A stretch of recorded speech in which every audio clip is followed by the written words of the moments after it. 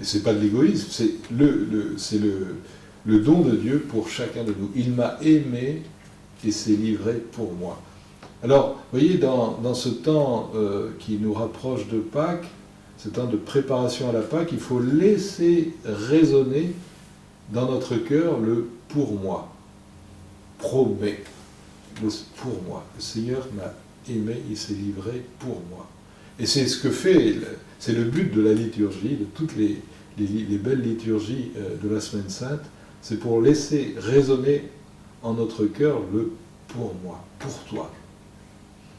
Et donc, je disais que, selon le titre de cet entretien, « Pour vous, qui suis-je ?» Eh bien, il faut laisser résonner ce « Pour vous, qui suis-je ?» et répondre, laisser entrer plus profondément dans notre cœur ce « pour moi ». Qui est-il pour moi, le Christ ? Il m'a aimé et s'est livré pour moi.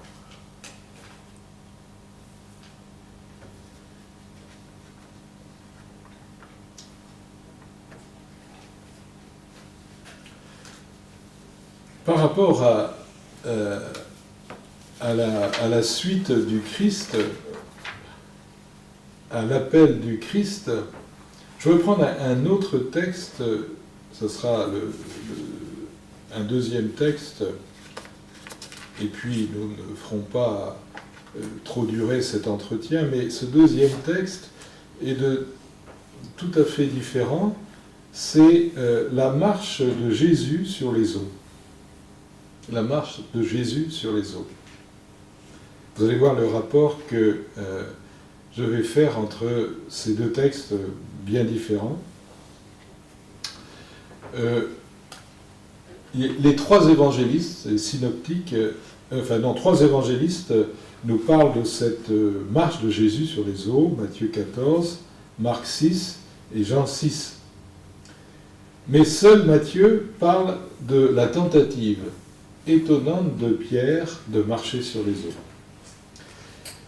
Donc nous sommes au chapitre 14 de Saint Matthieu, et je prends le texte au verset 20. Tous mangèrent, alors c'est après la multiplication des pains. Tous mangèrent et furent rassasiés, et l'on emporta le reste des morceaux, 12 pleins couffins. Or, ceux qui mangèrent étaient environ 5000 hommes, sans compter les femmes et les enfants. Et aussitôt, Jésus obligea les disciples à monter dans la barque et à le devancer sur l'autre rive, pendant qu'il renverrait les foules. Et quand il eut renvoyé les foules, il gravit la montagne à l'écart pour prier. Le soir venu, il était là seul. La barque, elle, se trouvait déjà éloignée de la terre de plusieurs stades, harcelée par les vagues, car le vent était contraire. À la 4e veille de la nuit, il vint vers eux en marchant sur la mer. Les disciples, le voyant marcher sur la mer, furent troublés. « C'est un fantôme », disaient-ils, et pris de peur, ils se mirent à crier. Mais aussitôt, Jésus leur parla en disant « Ayez confiance, c'est moi, soyez sans crainte. » Sur quoi Pierre lui répondit « Seigneur, si c'est bien toi, donne-moi l'ordre de venir à toi sur les eaux. » « Viens, dit Jésus. Et Pierre, descendant de la barque, se mit à marcher sur les eaux et vint vers Jésus. Mais voyant le vent, il prit peur, et commençant à couler, il s'écria « Seigneur, sauve-moi !» Aussitôt Jésus tendit la main et le saisit, en lui disant « Homme de peu de foi, pourquoi as-tu douté ?» Et quand ils furent montés dans la barque, le vent tomba. Ceux qui étaient dans la barque se prosternèrent devant lui en disant « Vraiment, tu es fils de Dieu. »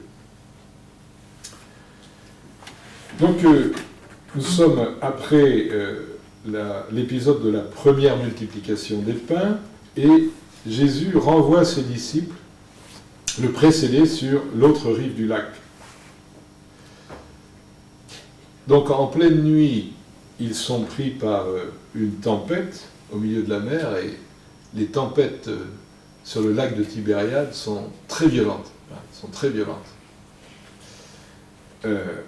Et Jésus donc vient à eux en marchant sur les eaux, donc effroi des disciples qui le prennent pour un fantôme.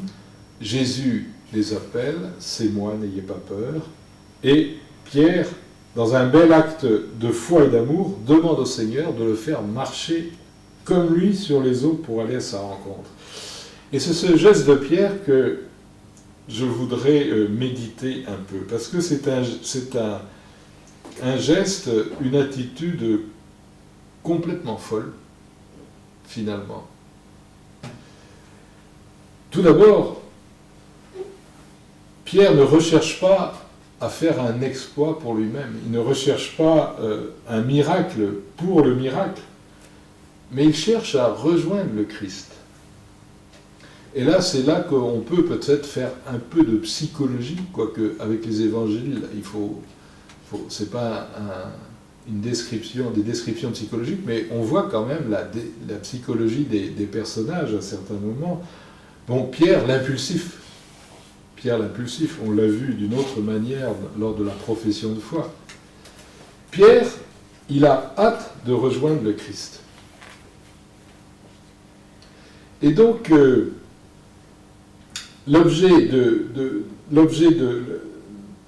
l'intention de Pierre, c'est la personne même du Christ, de rejoindre le Christ. Donc, il ne demande pas un signe extraordinaire par défi, puisque de toute façon, les circonstances extérieures ne s'y prêteraient pas, mais sa motivation est vraiment une motivation de foi, d'espérance et de charité. Et cette cette demande de Pierre, à mon avis, illustre bien justement cette vie théologale. Voilà où je veux en venir. Qu'est-ce qui pousse Pierre? C'est l'amour du Christ. C'est la charité. C'est l'agapé qui est déjà dans son cœur. Et c'est l'agapé qui est premier. C'est cet amour qui est premier. C'est ça qui le motive. Et donc il veut rejoindre le Christ. Il veut, la charité, c'est la vertu de l'union à Dieu. C'est la vertu de l'union à Dieu. Donc il veut rejoindre le Christ, mais bien sûr, il est sur l'eau, enfin il est sur la barque plutôt pour le moment. Donc l'amour le pousse à aller vers le Christ. Et il a foi au Christ, puisqu'il lui dit, il sait très bien qu'il ne veut pas y aller par ses forces, mais par ses propres forces, mais il a besoin que le Christ l'appelle, que le Christ le fasse sortir de la barque. Et il le fait. C'est de la folie. Mais comme on le dit, comme le dit Thérèse, une sainte Thérèse d'Avila, pour suivre le Christ, il faut aussi avoir un grain de folie. Mais c'est une folie selon Dieu. C'est pas une folie déraisonnable, mais c'est une folie qui dépasse simplement les raisons humaines, ou la raison humaine. C'est la folie de la foi. Il y a la folie de la croix, mais c'est la folie de la foi qui rejoint la croix. Et donc, Pierre sait que le Christ, dans sa foi, c'est que le Christ a puissance pour lui donner sa capacité, cette capacité de marcher sur l'eau. Et voilà, la foi et la charité, donc la charité et la foi qui sont déjà à l'œuvre, mais l'espérance aussi est à l'œuvre dans cet épisode. Parce que, je le disais il y a un instant, l'espérance c'est de s'appuyer, d'avancer vers Dieu, de marcher vers Dieu, en étant totalement appuyé sur les secours de Dieu, sur le secours de Dieu. Et là, évidemment, c'est patent que sans le secours de Dieu, cet acte est impossible. Et voilà que le Seigneur lui donne la capacité. Il lui dit « Viens ». Et donc Pierre sort de la barque. Aussi, la foi, c'est une réponse globale de notre part. Vous voyez, si on sort de la barque, on ne garde pas un pied dans la barque et puis on en met un autre pour voir si ça va être solide, parce que ça s'enfoncera. Non, la foi, c'est de sortir les deux pieds de la barque. Et c'est ce que fait Pierre. Et ça marche jusqu'à un certain moment. Mais ça a marché. Et à quel moment cela ne marche plus? C'est que, justement, sa foi vacille, et quand la foi vacille, l'espérance vacille aussi, et Pierre commence à s'enfoncer, ça commence à faire glouglou, donc c'est la panique. Il faut noter que cet acte de folie, finalement, il a plu au Seigneur. Parce qu'il était motivé par l'amour. Il était motivé par la charité. Donc le Seigneur ne lui a pas fait de reproche par rapport à son acte de folie, puisqu'il lui a dit « viens ». Au contraire, je pense, il en était heureux. Par contre, il a été obligé de constater, de voir que la foi de Pierre avait vacillé. Et donc il l'a quand même sauvé, évidemment.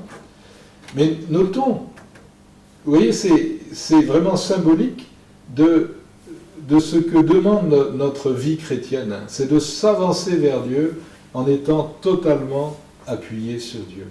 À partir du moment où le Saint-Esprit nous donne de reconnaître en Jésus le Christ, le Sauveur, à partir du moment où le Saint-Esprit nous a permis de dire « tu es le Messie, le Fils du Dieu vivant », eh bien, c'est sur cette lancée qu'il faut continuer notre chemin. Et c'est la foi, l'espérance et la charité qui nous donnent la capacité de suivre, de faire le chemin. Comme dit Paul, notre capacité vient de Dieu. Notre capacité vient de Dieu. Alors c'est à nous à exercer cette capacité qui est déjà en nous, que nous avons déjà exercée, mais on ne peut pas s'arrêter sur le chemin. On ne peut pas s'arrêter sur le chemin. Sur le chemin de la foi, si on prétend dire « bon, ça y est, je suis un bon chrétien », ça va commencer à aller mal. Parce qu'à ce moment-là, on est dans la routine et on tomberait dans une certaine suffisance, ou comme le dit souvent le pape, une autoréférentialité. Après tout, je ne suis pas un si mauvais chrétien que ça, ou une si mauvaise chrétienne que ça. Donc je pense que cet épisode à la fois réel et symbolique de la marche de Pierre sur les eaux doit animer, doit nous encourager dans la mise en œuvre de notre foi. On n'a jamais assez de foi dans le Seigneur, jamais assez d'espérance dans le Seigneur, et jamais aussi assez de charité. Ici-bas, notre foi, notre espérance et notre charité peuvent toujours grandir, et sont appelées à toujours grandir. Et il est de la plus haute importance que nous arrivions jusqu'au bout de notre mesure, c'est-à-dire de la mesure de grâce que le Seigneur nous a donnée gratuitement. C'est ça la sainteté. La sainteté, c'est, nous le savons bien, on le dit souvent, on le rappelle, la sainteté, c'est la vie baptismale qui est menée jusqu'au bout, jusqu'à la plénitude du don de Dieu en nous. Et ce qui est magnifique, ce qui est merveilleux, c'est que nous sommes tous différents, on le voit bien ici avec les visages, nous sommes tous différents, et cela veut dire que nous avons tous à refléter quelque chose de la lumière du Christ. Et ce quelque chose est forcément unique.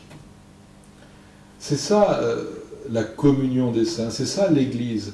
L'Église, c'est que chaque personne, étant unique, est appelée à refléter quelque chose d'unique du Christ, de la beauté du Christ. Alors bien sûr, ici-bas, c'est très voilé, etc., mais c'est quand même la réalité de fond de la vie chrétienne. C'est la réalité de fond de la vie ecclésiale, que chaque baptisé reflète quelque chose de la beauté du Christ. Et donc, il nous faut continuer, poussés par l'Esprit, il nous faut continuer à vivre de ce baptême, à faire fructifier le don de Dieu en nous. Si tu savais le don de Dieu, alors nous le savons déjà pour nous, puisque ça nous a été révélé, puisque nous avons déjà cheminé, Mais ne pensons pas être arrivés jusqu'au bout du don de Dieu en nous. Nous avons encore à le faire fructifier, autant que le Seigneur le veut, autant que le Seigneur le veut, ce don.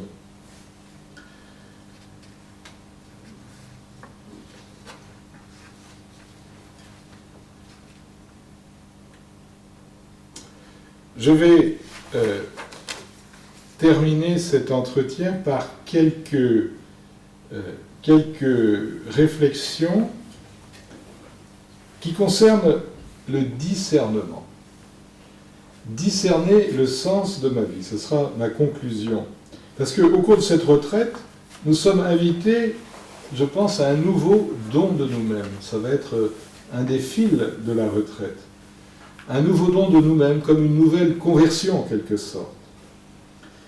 Et pour cela, nous devons emprunter un chemin de discernement personnel. Et j'emprunte ces quelques réflexions au beau texte, ces réflexions sur le discernement, au beau texte du pape François qui s'appelle « La joie et l'allégresse ». Je ne sais pas si vous l'avez lu, ce texte. C'est un texte sur la sainteté, au fond. C'est un très beau texte, facile à lire.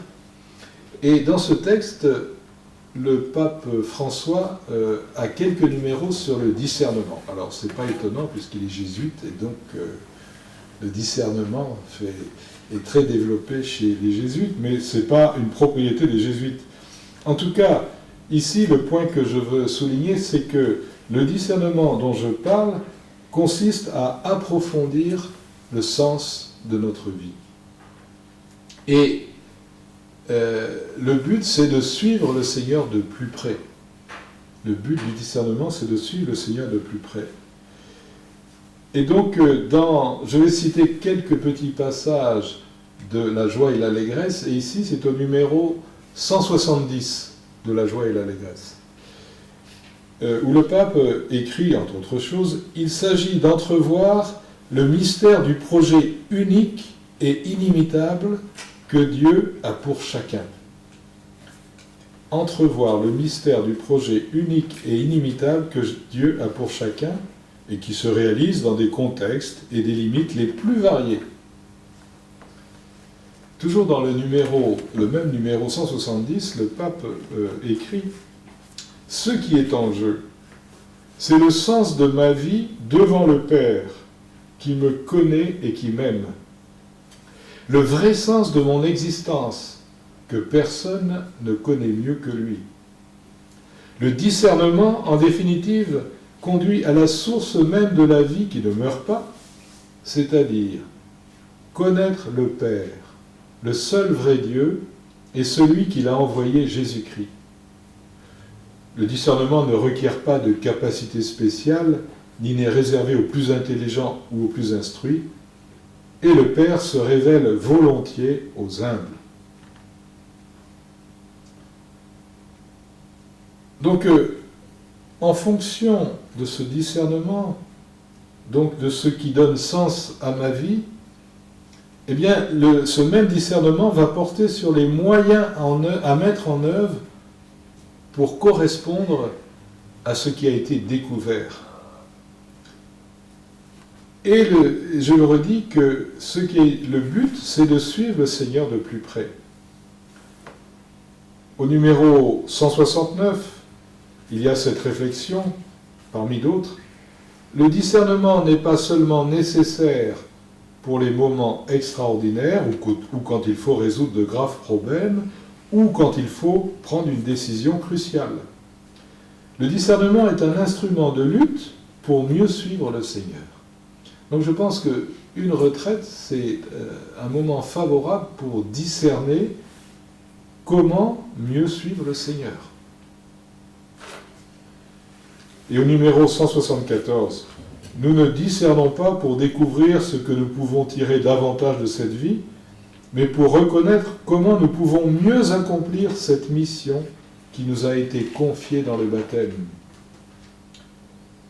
Et cela implique que nous soyons disposés à des renoncements jusqu'à tout donner.